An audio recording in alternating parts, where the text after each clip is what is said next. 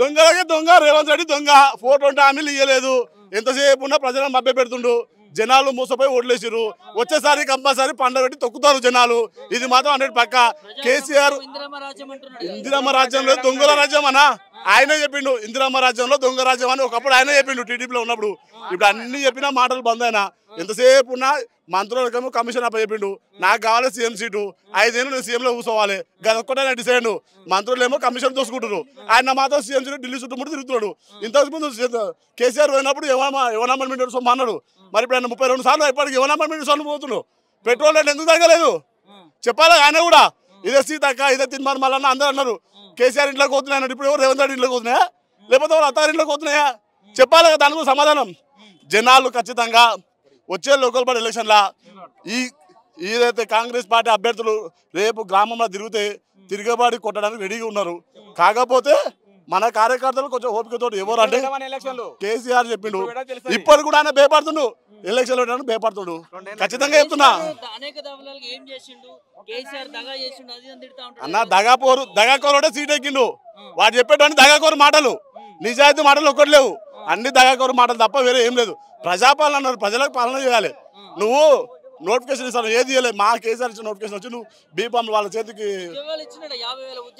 అన్ని కేసీఆర్ ఇచ్చినా కేసీఆర్ పెట్టేవి ఈ రోజు మా నాగర్ కర్నూలా మర్రి జనార్దన్ రెడ్డి మెడికల్ కాలేజ్ తెచ్చిండు ఇప్పుడు అక్కడ లోకల్ ఉన్న ఎమ్మెల్యే చేస్తుండే నేను తెచ్చినా పాట రాపించుకున్నాడు మేము చేసిన దానికి మేము ఎవరో పిల్లలు అంటే నేను వచ్చి తనని ఒప్పుకున్నాను కాంగ్రెస్ ఉన్న ప్రతి ఒక్కరు అదే చెప్తున్నారు వాస్తవం చెప్తున్నా మర్రి జనార్దన్ రెడ్డి చేసిన అభివృద్ధి పనులకు అన్ని వచ్చి కొబ్బరికాయ ఒకటి ఓపెనింగ్ చేసుకుని నార్కల్లా అదే సీఎం కూడా ఏదైతే కేసీఆర్ అన్ని అభివృద్ధి పనులు చేసిండో దానికి కొబ్బరికాయ ఒకటి ఓపెనింగ్ చేసుకుని పోతూ నేను చేసిన అని చెప్పి గప్పాలు అవుతుండు అదొక్కటే అన్న జై కేసీఆర్ జై తెలంగాణ కేసీఆర్ చేసిన ఇప్పుడు కేసీఆర్ చేసినంత ఇంట్లో ఆయన ఒక చారణ భాగం అంటే చేయలేడు ఎందుకంటే ఈయన పాలన గురించి అవగాహన లేదు ఆలోచన లేదు గతంలో మంత్రి పదవికి మంత్రిగా ఇక చేయలేదు కాబట్టి ఈయనకు అవగాహన లేదు సీఎంకు 0 అసలు పనికిరాడు ఎందుకంటే ఇన్ని హామీలు ఇచ్చిండు 420 హామీలు ఇచ్చిండు 420 హామీల ఒక్కటిగా ఏ విధంగా ఒకటిగా సక్సెస్ కాలేదు ఒక ఫ్రీ బస్ ఇస్తే అయిపోయినా ప్రిన్సిపల్ ఇస్తే కన్వై ఎవరు కాలే కన్వై చేయాలి కదా ఇప్పుడు కళ్యాణ లక్ష్మి తులం బంగారు అన్నాడు ఆయన ఏం చెప్పిండు కళ్యాణ లక్ష్మి ఇస్తే అయిపోయినా తులం బంగారు ఇవ్వాలి అన్నాడు ఏది తులం బంగారు నేను ఇచ్చిండా కళ్యాణ లక్ష్మి అది లేదు తులం బంగారు తీసుకొని ఇస్తాడు అది ఇది ఇవ్వలేదు రైతు బీమా ఇస్తున్నాడు రైతు బీమా లేదు రైతు కరువులకు పైసలు ఇస్తున్నాడు అవి లేవు ఏమి ఒక్కటి ప్రతిదీ 0 రైతు భరోసా లేదు ఏది లేదు ఆడలకు పెన్షన్ 2500 ఇస్తున్నాడు కోడలంటే 2500 అత్తకు 24,000 రూపాయలు ఇస్తున్నాడు ముసలి వికలాంగ 6,000 రూపాయలు అన్నాడు ఏమి ఇస్తున్నాడు ఏమి ఇయ్యలే అవి తోని కాని పని దొంగ హామీలు చెప్పి ఏదో రకంగా మొండిగా గద్దెని ఎక్కాలనే కాన్సెప్ట్ తోని ఉత్త హామీలు ఇచ్చి గద్దెని ఎక్కిండు తప్ప ఆయన దీనికి 0 పనికిరాడు ఒక సీఎంగా ఎలిజిబుల్ కాలేడు కాడుక ఆయనతో కాని పని 10-15 ఏళ్ళు కాదు కదా ఈ 5 ఏళ్ళు కంప్లీట్ ఉన్నామనండి ఆ 10-15 ఏళ్ళు కాదు కదా ఈ 5 ఏళ్ళు కంప్లీట్ ఉన్నామంటే ఉంటే సరే వాళ్ళ ఐక్యత లేక వాళ్ళే కొట్టు పెట్టుకుని దిగుతారు అసలు ఇంకా కాబోయే 3 ఏళ్ళలో ఏముంటో చూడండి ఆయన దిగిపోతారు ఆయన అంటకూడదు ఆయన దింపుతారు వాళ్ళే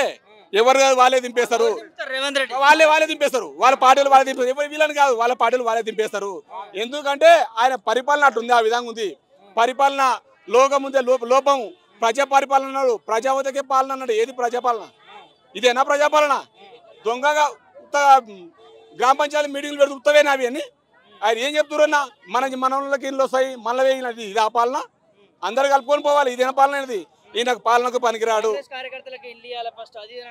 కాంగ్రెస్ కార్యకర్తలకు ఇల్లు ఇవ్వాలంట కాంగ్రెస్ లీడర్లకి ఇల్లు ఇవ్వాలి వాళ్ళ చెప్పిన రేషన్ కార్డులు ఇవ్వాలి వాళ్ళు చెప్పిన వాళ్ళకి రేషన్ కార్డులు ఇవ్వాలి వచ్చిన ఇల్లు ఇవ్వాలి ఈ వాళ్ళు ఇచ్చినా కాదు మేమే ఇవ్వాలి మేము సిగ్నేచర్ చేస్తాం పెడితేనే అవుతుందంట అంటే మరి కనుమలు ఎక్కడ పోవాలి అంటే ఒక కాన్స్టిట్యూన్సీ ఎమ్మెల్యేకి ఇస్తే అందరికి సమానం కదా అందరు వేసిన వాళ్ళు ఏమో అందరూ ఉంటారు కదా అందరూ వేయాలి కదా అందరూ వేసిన మరి ఒకరికి అంటే ఎట్లా సీఎం అంతే రేవంత్ రెడ్డి 0 న్యాయాలయం అసలు న్యాయాలయం లేదు ఆయనకు న్యాయాలయం గుంపు మేస్త్రి ఆయన ఒక గుంపు మేస్త్రి లేక దేనికి పనికిరాడు గుంపు మేస్త్రి లేక ఏమన్నాడు ఆయన గుంపు మేస్త్రి ఏముందా సీఎం అంటే ఏముంది గుంపు మేస్త్రి లేక ఎక్కియాలందరూ కూడా పందులాలండి ఈయనదుగా అదే పాలన అంటే గుంపు మేస్త్రితో సమానం కలిపినట్టే గుంపు మేస్త్రి అంటే దానికి చదువు సంఖ్య అక్కర్లేదు ఏది అవసరం లేదు మోటోడైనా పోయి చేయొచ్చు అది కానీ దానికి దీనికి ఛాన్స్ తెలియదా ఆయన చేసినవన్నీ కేసీఆర్ చేసినవన్నీ హామీలన్నీ నీ మొత్తం నామరూపం లేకుండా చేస్తున్నాడు చేస్తాడా ఈయన చేయగలుగుతాడా కేసీఆర్ నీళ్ళు తీసుకొచ్చిండు అవి అమలు చూతా చేయవని అని అవిని చేయవని ఆనవాళ్ళు లేకుండా చేస్తున్నాడు కళ్యాణ లక్ష్మి ఇచ్చిండు బంద్ చేయది అది బంద్ చేయండి.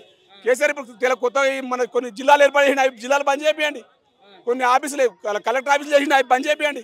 అవి బంద్ చేసి నీకు కొత్తగా నువ్వేం పెడతావు పెట్టుకుంటో తెలుస్తుంది.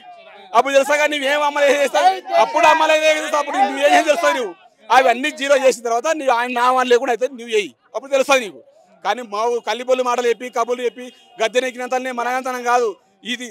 అసలు సిద్ధరామయ్య ఊళ్ళో ఎక్కి సీఎంగా అయినా నువ్వు ఒక కాన్స్టిట్యూన్సీ ఇంటికి ఒక్క ఇంటికి ఇద్దరు ముగ్గురు ఇలా మొత్తం వల్ల అందరూ నిన్ను తిట్టిన సీఎం మాటలైతే ఎవరిని ఇంతవరకు అయితే బాగా మాకు 46-47 ఏళ్ళు ఒక్క నీ పోరుకు ఎవరిని తిట్టలే.